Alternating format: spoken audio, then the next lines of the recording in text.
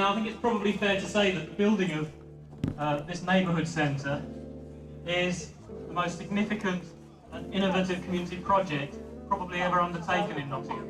This is one thing that has been needed in the area, because there's absolutely nothing, nowhere that people can meet up. This scheme is something that effectively has come from the bottom up. This is a definite improvement on the area and a great sense of community pride in it as well. It's not the biggest timber frame building, but it's the biggest timber frame self-build that we know of in this country, possibly Europe. Environmentally friendly. Yes. Self-build timber. Yeah, it's got it all happening. It's enabled local people to get a trade, local people to get employed, local people are going to use the centre, and hopefully the people who've worked on the project are going to use the centre also. But you've got to put your heart and soul in it, because all these tasks in years to come will benefit you, because obviously you might reach a position where you can benefit others. Here you've got a building which I think is going to be looked upon right the way across the world as a signal for how to do it. When I look out that window in the office and see this like this, thank God. I never thought we'd see it.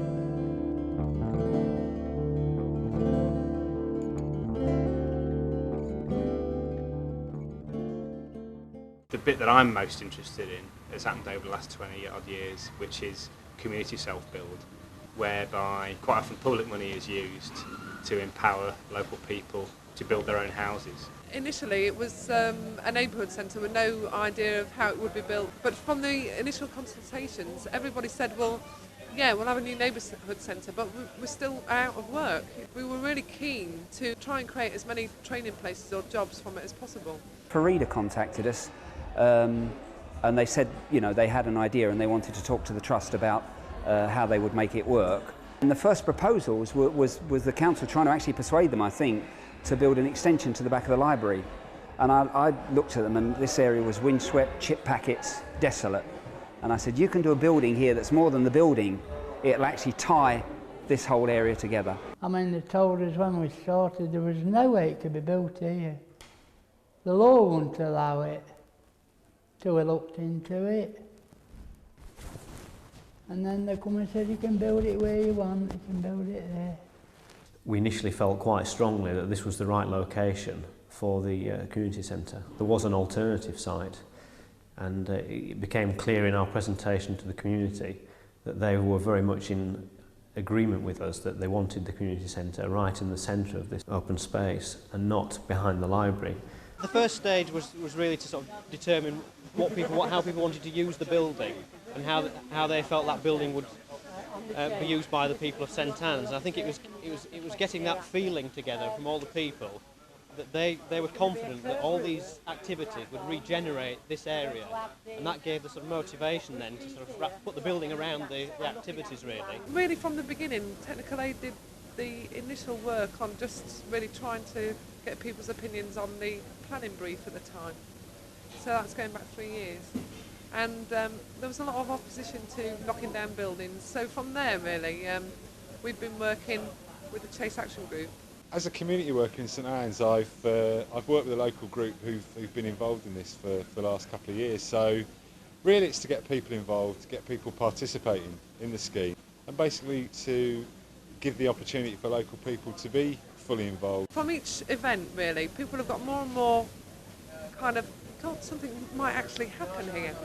And now I think they really are looking to September to see something actually go on site.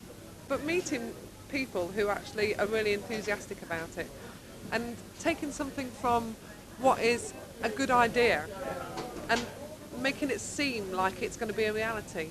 We got a good response then, and we just wanted to bring the ideas of what they wanted, bring them back to them to make sure we've got it all right before we actually go ahead with it. And yes, we have got it right because we've had a good response to it, you see. We can design and build buildings like this if the openness and the relationship and things are there is with the client, and the client has your trust. And I think fortunately we had the trust of the client and the community group, and they had the ideas and things to put into it. They weren't frightened of coming up with ideas, and we weren't frightened of taking those ideas on board and trying to do something with them. And I think it's that relationship that leads to a sort of like a more whole end product, I think. The grass roof on the sloping, the big curved roof down to the front wasn't something that we originally were recommending. We felt a grass roof on the rear slope for the flats to look at opposite was sensible, but we were unsure about the curve on the front, and that was something the community were very keen that if we're going to go for a grass roof building to absorb pollution and all the environmental things that come with that, it should be on the whole building. Oh, I think what's special about it is above all else people. It's the way in which people have got behind it. It's very much a proposal that comes from the community. The ideas that come from people living in the area. The way in which people have worked together, which is what I find so interesting and so compelling about it. Yeah, I think on the whole, everybody's been really supportive. I think that's because we kept them involved all the way along. So they've not come along and just thought, what's this, what's going on? They know what's happening, and because we've involved them, they've seen it in a very positive way. Well, I think if the centre is granted, I think it'll be a good thing for the whole community. And the more we can get the community interested, the better it'll be, the easier it'll be. We've actually got all of the pieces in place in support of it. So one of the things which we've been looking very carefully at is how much is it going to cost to actually run, where do we actually get the revenue from? Because people will come and visit, hopefully, the neighbourhood centre, not just because they want to come and maybe receive a training session or maybe use the childcare, but maybe also use it for a variety of purposes. So maybe, hopefully, and I think this is what will actually happen, this will actually become an important part of the total life of the community, as opposed to it just being part of what the community is about. Well, the local people are building the project, which is a very brave venture, particularly on a project of this scale and size. In this instance, we will be relating to the community and the action group that represents that community. They will be the contractor for the project, so we will have to treat them on a professional level, and they will be working through it right to the end. Well, the next stage is the planning, and if that comes through, we're away. And it'll start being built by the end of September, I think. The next stage is to get planning permission, which is about to go through anyway, and then start getting the right people in for the right jobs, project coordinators, site managers, etc., and getting the building built. There's been a lot of headaches to get to this particular point, as you will all appreciate. I think we'll have a fresh set of headaches during the construction phase. My experience of construction is it never quite works as the blueprint or the plans actually tell you. Well, right from when we were first interviewed for the job, it was quite plain that we had to get very closely involved with the community group to get the job, which we were quite keen on. We presented like a hit list of things we felt that the group had to do to satisfy the local authorities and also protect themselves from any dangers. The community were very keen that it was going to be an environmentally sound project in terms of the materials used, the effect on the area. That has led to a certain kind of feel in the building. We started off with Walter Siegel principles for construction, which was short spans to allow sort of standard sized joists to be used and make everything so it could be built on site. You weren't having to go to mechanised components. I think it's slightly different in the fact that this is a structural timber building, whereas most timber you get in buildings is of a decorative nature. Whereas most of the timber here, or a lot of the timber here, it's actually needed to keep the building up. So, and there isn't a deal of decoration in it. With us having such a heavy roof on the building, with having grass on it, the actual weight of the timber to support the building is very strong. It will stand up, yeah, for a long time. And the way it's framed up, it will accept quite a bit of movement, whereas brick walls wouldn't. Self-build can mean many things, and in the past it's been, well, started from year dot. It was the way that people built houses. The bit that I'm most interested in has happened over the last 20 odd years, which is community self-build, whereby quite often public money is used to empower local people to build their own houses. It's the biggest building that's been built on the Seagull style, which is constructing your frames on the level, then raising them vertically. From day one, Joe, myself and Farida went out to Wales to really source the timber for the building. looking at the environmental aspects, obviously there's a great deal of concern at the moment about the environment and that we shouldn't be putting into buildings things that are damaging the environment either by the removal from their native environment or by the production on site. Because it's a place of, classed as a place of public assembly, then it has to be capable of withstanding fire for an hour, which is why some of the timbers on the columns particularly are very chunky, very big. I've worked on timber framing buildings, but this is the most unusual building that with these columns and everything, you know, being made on site, it's another ball game because usually everything comes fabricated from the manufacturers and you erect it from there. Firstly and foremostly, people have to appreciate the materials they're using because to me it's just not a bit of timber, you know, it's something you could create something out of. Same with the blocks, and same with the concrete. There's a way that the concrete has to be mixed, there's a way the timber has to be handled, there's a way the blocks have got to be handled. If you haven't got that feel for what you're doing, basically I think you're probably wasting your time. It's such a large one-off building, you know, these buildings are not most common of buildings. So it's created a lot of inherent problems with finishing little corners of the building which weren't particularly well foreseen, and yet it's been a real challenge and real interesting building to work on because it's so different. Every building site has technical problems and little bits and bobs that they've got to get over. So we're no different to that. It means that we've had to be much more organised to actually make sure that our risk assessments are up to date, that we've looked at every aspect of the operations in hand to make sure that the risk is eliminated, that we aren't putting operatives at risk. Because the building's so big, there's been a few situations, well, numerous situations where the structural engineer and the architect and myself and John Kirk have had to sit down and deal with problems as they've occurred to do with the structural character of the timber work that we've got here. It's not an off-the-peg building, it's not a kind of airfix kit on a grand scale. It's been designed, yeah, the timber has literally come from the sawmill in Wales. It's very much a raw material, and various aspects of the building have had to be worked out on the hoof, so to speak. One of the technical problems is the fact that we wanted to erect the frames on the floor and lift them into place.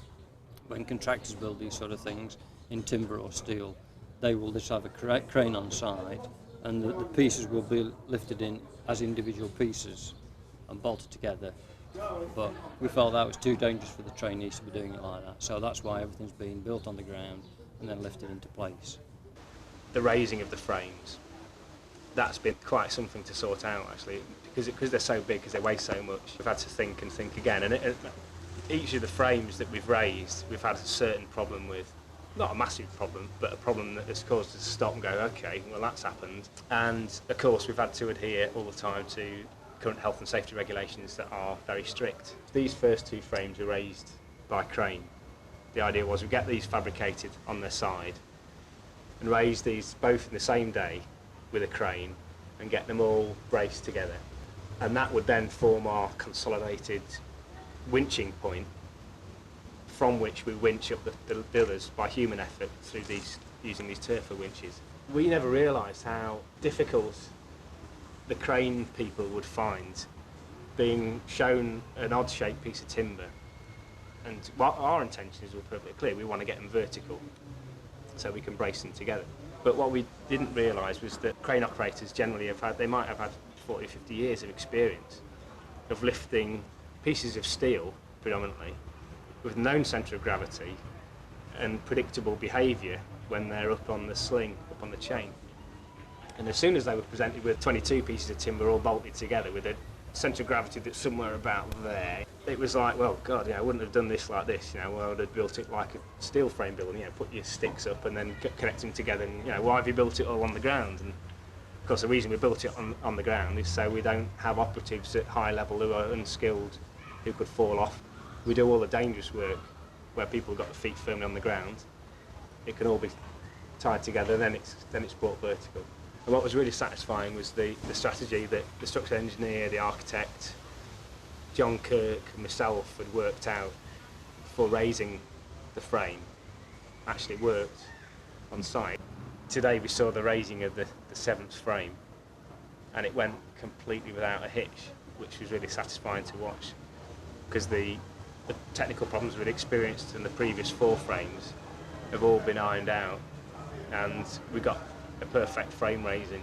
When we first started the frame, it was taking us about 2 weeks to do one frame. Now we're doing a frame a week. We're hoping to raise 2 frames this week. The one we just put up this morning, and hopefully, if all goes well, another one on Friday.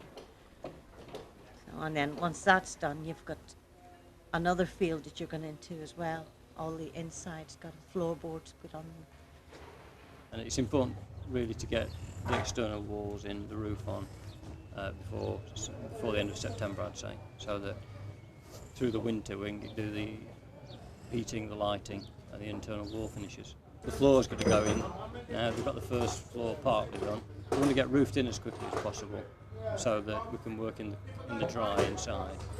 So the next 3 months is quite a critical period actually. This wave roof here, our original intention was that going to be a metal sheeting roof. The action group are quite insistent on the building being as ecological and environmentally friendly as possible. So that roof has now been changed from a metal roof to a grass roof, which is going to be quite a radical solution. The other elevation, the straight one, was always going to be a grass roof as a guide or a help for the neighbours, but now this wave roof is going to be grass as well. And the ramp access, obviously we want to get the building as accessible as possible for disabled people, and the ramp now is going to come from the top of the Chase and into the building. The insulation is all recycled newspaper that's been shredded, treated with a fire retardant, and then bagged up like in a vacuum bag. We're due to have a recycled floor fitted soon. Well, what we've done here, there's hardly anything that really eats electricity. So the building should keep itself pretty warm, and the techniques that have been employed within the building will mean that it should be a coolish building. The paints we've used here use essential oils, so you're more or less coming to an aromatherapy session when you come to work here with the decoration. It's nice to get towards that position where you can see what it's going to be like when it's completed. And it's quite a nice stage actually, because you can see the building before it gets all the furniture in and it starts getting used and starts getting mashed around a little bit.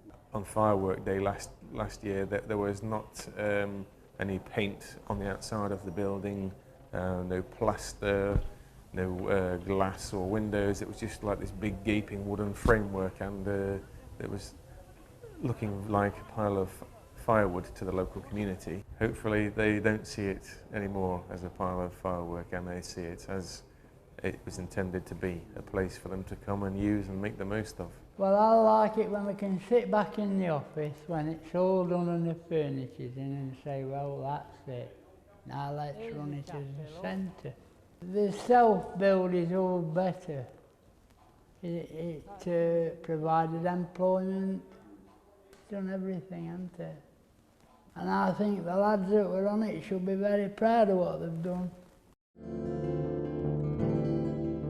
The self-build aspect is quite important, because we're dealing with, particularly in the early days, with people who are quite inexperienced in the building industry. So a lot of the details we've done really have been designed to match their ability rather than the other way around. You get more of perhaps a homemade feel to the building than you would if you're employing an experienced builder on it. This building is being built by local trainees, but they're all being paid in the build of it.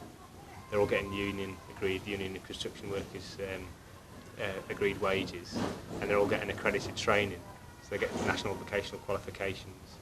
As one of the architects involved in the job, we're having quite close contact with Joe Brown and the trainees. We perhaps come to site twice a week just to answer any problems and just give support really, because this is the first one really that any of us have done. We're taking advice from the site agent about the best ways to achieve particular jobs given the abilities and the previous experience of the trainees on site. We've got a client who knew what they wanted right from the start. So the good thing about this job is that the trainees know what they're working to. going to be 6 craft operatives. There'll be 4 what's called new entrants who will be completely new to the trade, who may have NVQ1 and be working to NVQ2, or may have never been on a site at all ever before. And then we're going to have 1 supervisor in a training role, and then to head the team we'd have a site supervisor who would already have a lot of experience. When we came to recruit and interview from the community, we found it very easy to find people who were inexperienced, but extremely difficult to find the top end posts. We ended up taking more of the unskilled than the craft operative. We were very bottom heavy in terms of skill.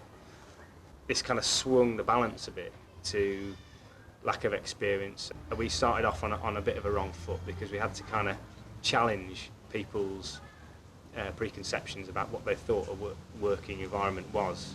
You know, the feeling on site at the beginning was very difficult. The team has done everything from the ground up.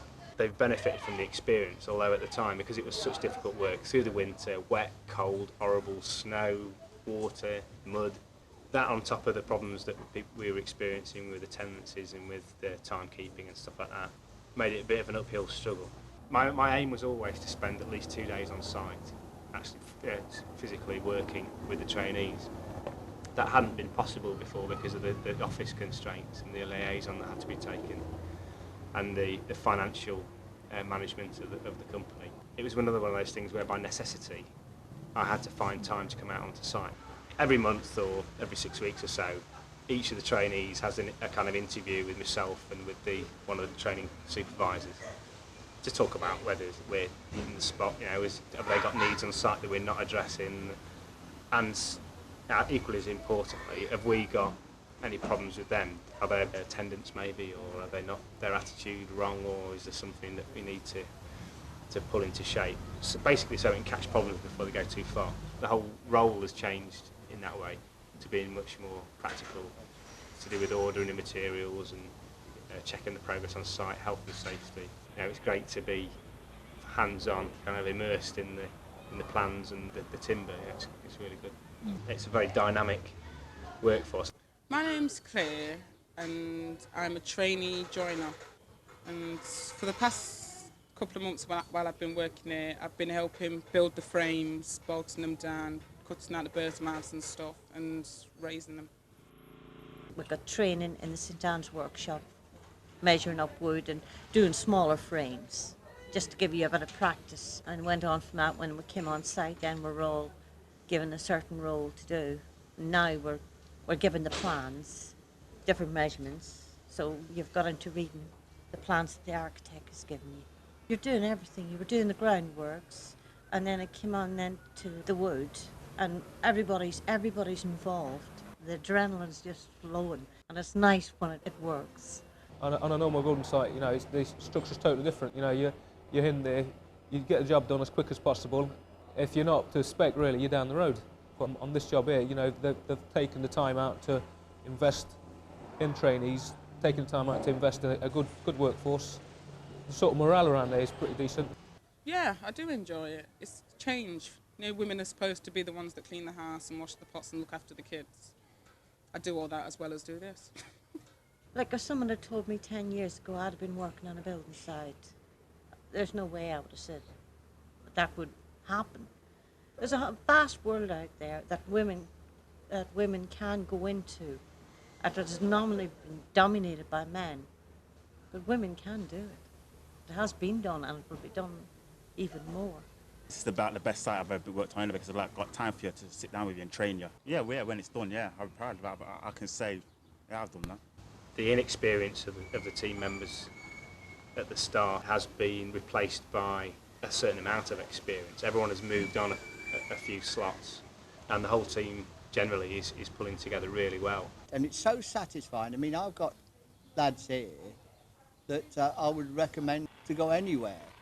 And I think by the time we're finished with them in another 6 months, you know, there will be a lot better people in themselves, and there will be a lot further on in the road to becoming competent people in the building trade. I would say that if it weren't for Joe, this job would not have started. I would say Joe was the ideal man for the job. The building's finished. You've had trainees trained to a certain standard. They've got the opportunity to go out into the building world and get more experience and feel the way. And you've got people coming in after that who are going to be able to access training to further themselves. So for the community as a whole, it's a very positive project. It's a fantastic achievement, both in the quality of work, the scale of the work, the size of the building that's been achieved. It's a major building project, and for a team of trainees to come together and learn together and build it under Joe's supervision, I think it's a fantastic achievement. It's unique in terms of community involvement. It's unique in terms of partnership between training, construction, community facilities, community business, empowerment, bootstraps, all that kind of stuff. It's unique in terms of bringing different sections of the council even together to work with community organisations and City Challenge, all that kind of stuff. It's unique in the way that it's providing community facilities and all the training and everything, because it's to do with people making decisions for themselves. It's unique in terms of its application as a green building. Any one of those things may not be unique in itself, but when you join them all together, I don't know of any other project that's been like it. At all the stages, seeing the structural frame, which was like an old galleon or something, that was enjoyable just at that stage, and all the timber that's gone in since then, the timber windows, it makes it all feel part of a whole. It's the biggest self-build community centre that I know by far, probably twice as big as anything else I know. So they've tackled a major job and they've just done the most fantastic job of it. Today it feels great. It's really nice to have people in it. It's the first time it's really filled with people, or I've been here with people. It feels really good. People feel happy with it, comfortable with it. I just hope it carries on like this, really. As an advice centre, we look forward to moving in. We'll have some windows, some fresh air that we don't have here. So overall, yeah, very good move for the advice centre and for our clients. I think it's a good, viable proposition, and I think it will perhaps take 2 or 3 years to pay for itself. I think it gradually will. It's been a really exciting project for us, and it's certainly been a one-off. We've not done anything else like it, and it's difficult to know whether that will actually move on to more like it. You can't really say whether there's another project like this around the corner or not. I hope there is, because we've really enjoyed it. Well, I'm chuffed. I'm pleased as punch. I've just absolutely knocked out, and I think it's absolutely fantastic. Hip, hip!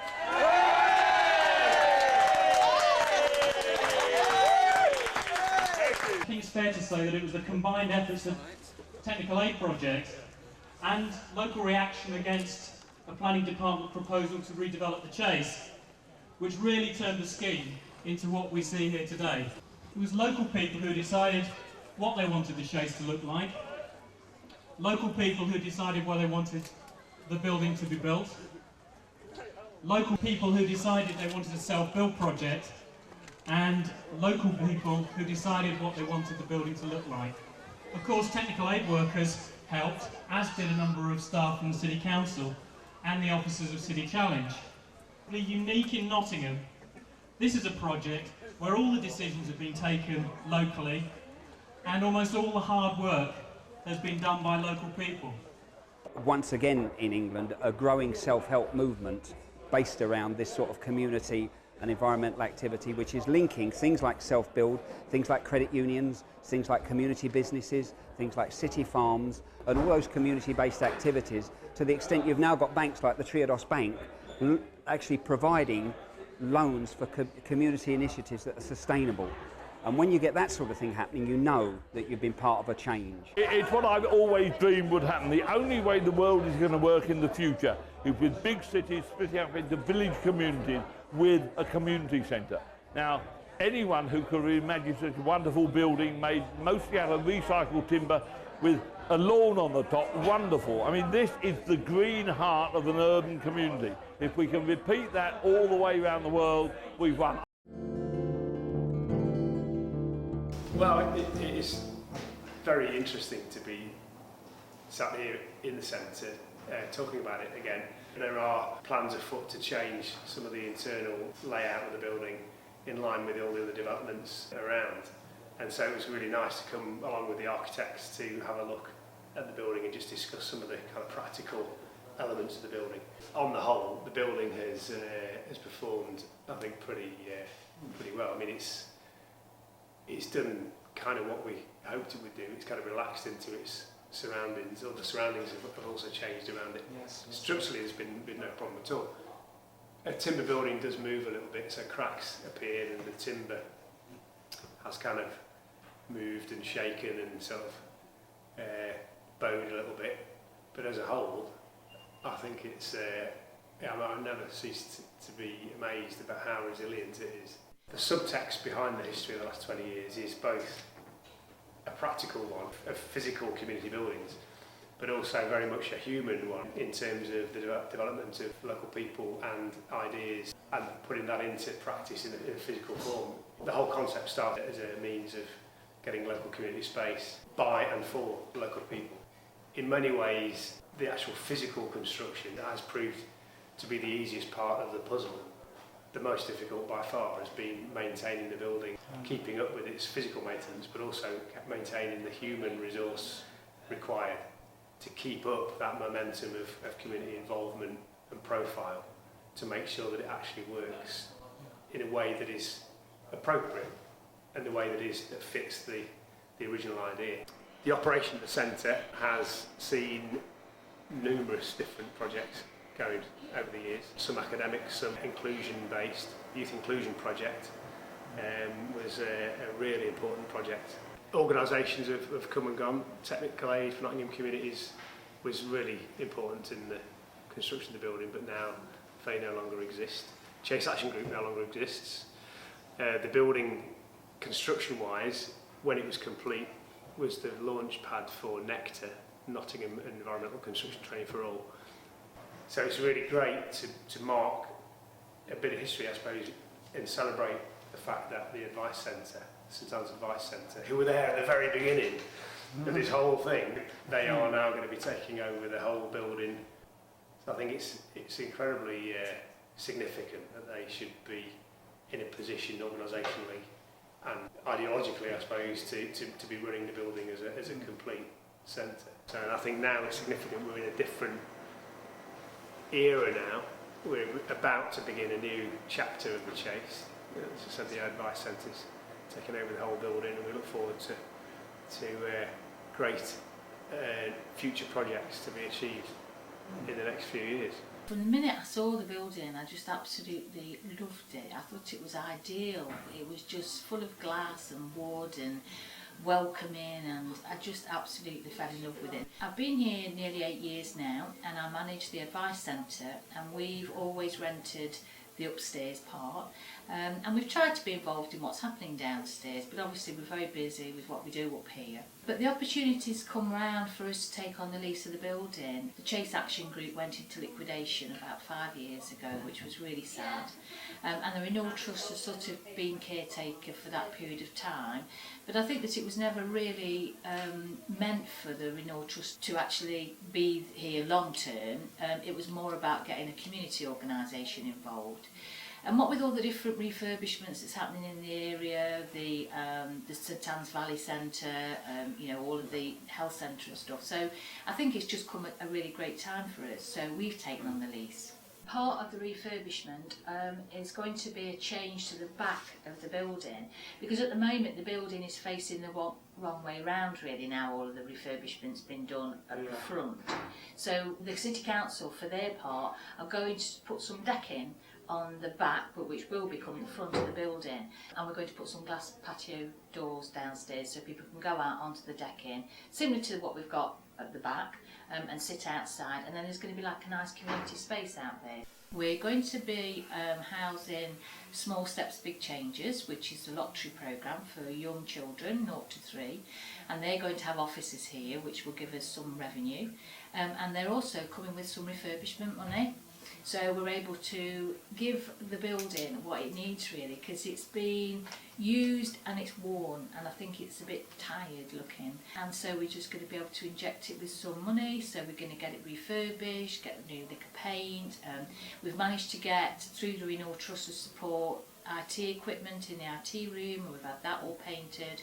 We will be developing courses downstairs for local people that are looking for work. A lot of the people that we see here are looking for work, but we'll be able to help them with courses for pre-employment, stuff to help build confidence, stuff to gain skills, stuff for people to recognise what skills they've got, you know, already, and CV writing, all that type of thing. Once all the refurbishment's done, we intend to do quite a big piece of work with the community, because we want to get the community, you know, really involved. They are involved, but we want to get their voice heard. So when all the infrastructure's in place, all the buildings set up, we'll then get the community involved and say, and what is it you want here? And then try and respond to that. So yeah, we're all pretty excited about it.